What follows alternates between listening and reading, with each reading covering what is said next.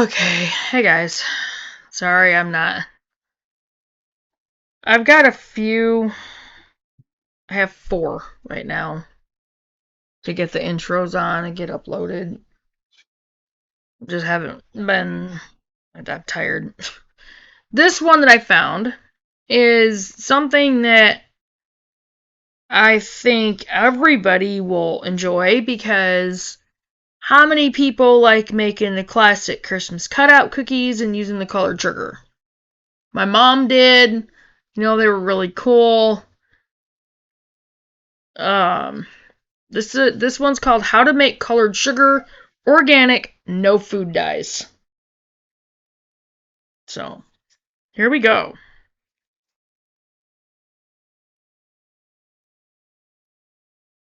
Okay. Do-it-yourself all-natural colored sugar. Colored sugar is a fun way to decorate cookies, cupcakes, and more.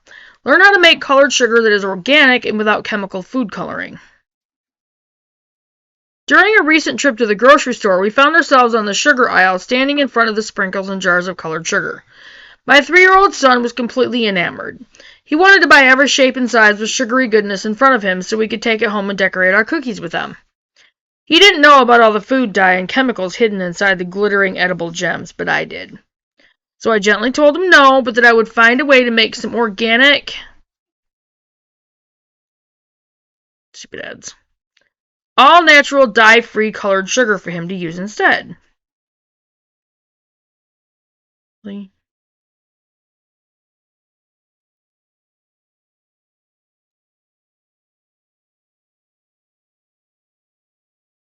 It won't go away. Okay, so how to make colored sugar. While we make colored sugar with all-natural coloring options and organic sugar, the process still works if you are able to use regular food coloring and sugar. Due to our son's food sensitivities, we can't use chemical coloring options, but I know not everyone has the same issue. Feel free to use whatever versions of these ingredients you are comfortable with. Step 1. Choose your all-natural food coloring. Technically, as homesteaders, we should all be choosing all-natural options because it's healthy.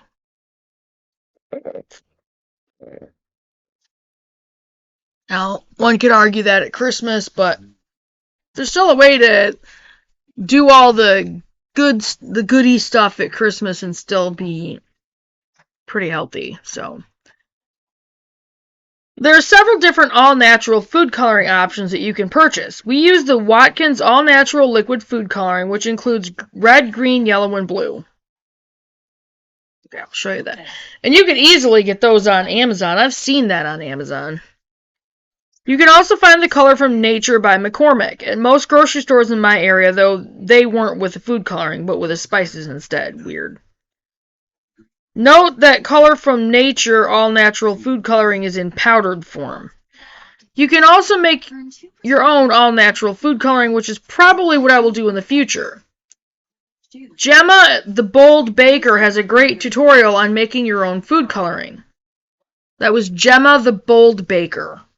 Though it is not concentrated, so you will have to use much more than the liquid or powdered versions. Step 2. Choosing your sugar. Most common is going to be the white sugar, which is fine and will absorb the color best. However, if you need to use organic sugar as we do, then expect a lighter color in the finished product. Okay, you know what? Organic sugar is the best option.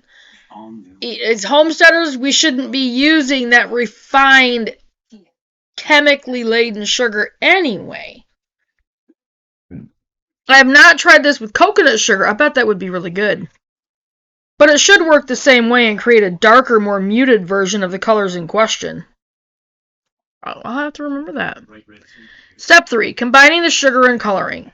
Once you've chosen your food coloring option, add a half cup of... Sorry. I'm scrunched over. A half cup. Alright, I'm starting over.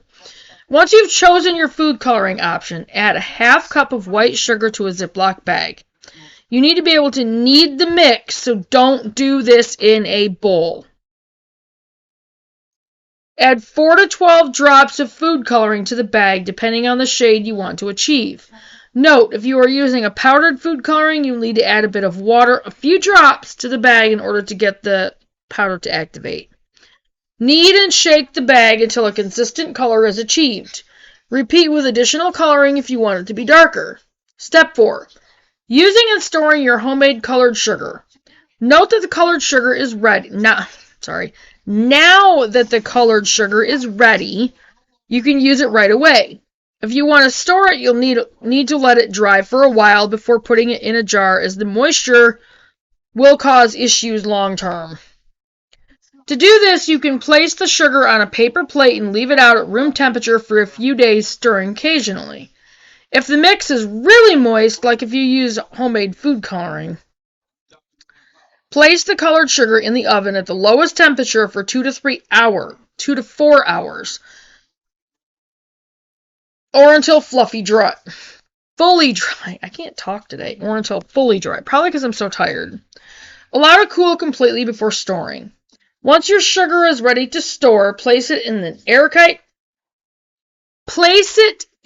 airtight container with a moisture absorber and use it as you would store-bought colored sugar or sprinkles. And they're actually very pretty.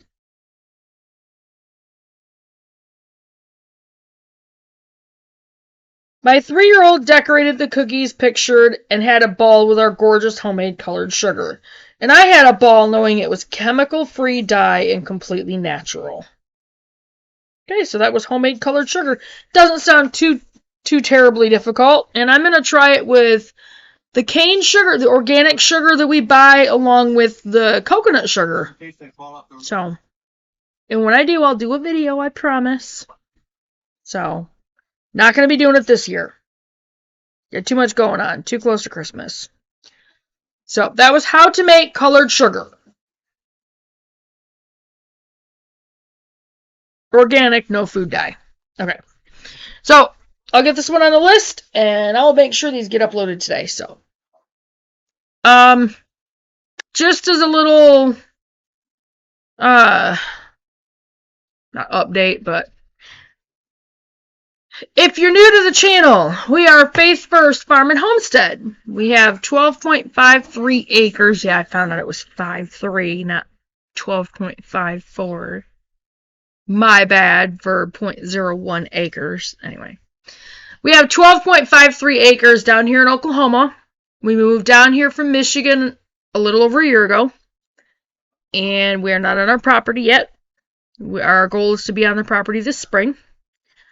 We have a friend, his name is Andrew, and a neighbor of his is going to be willing to sell us a camper trailer, which will give us a place to stay on the property while we're building and stuff like that. We're going to build our own cabin, and we're going to build coops and barn, that kind of thing. And if you want a really nice explanation on everything that we're planning on doing with the property, our plans, gardens, the whole 9 yards, go to our videos and pull up our live video. I've only done one so far, and it's called Faith versus Going Live. And in that video, I explain, what our plans are for the property, with our gardens, our animals, our buildings, that kind of thing. So, and, I explain, why we moved down here, what started us on the path of homesteading, and just all that. So, go ahead and pull that video up, watch more of our videos, and make sure you subscribe to the channel, and hit the notification bell, and hit all, so you get all the notifications. And I do normally upload a lot. It's just, we've moved in the last couple of weeks into town, so it's closer to work for now. We're still working out transportation, but we'll, that'll all get figured out. So, anyway. And I've been trying to upload regularly, so those of you who've had a kind of a problem with me not uploading right all the time, I apologize. Just been busy with work and moving from moving, and just trying to piece everything together in our new place, and yeah. And then Christmas, so just haven't had a lot of extra time. I've been trying, so anyway. But I will go ahead and get off from here and get this added to the list, and I will make sure I get these videos out there today. And I will see you guys in the next video. Bye, guys.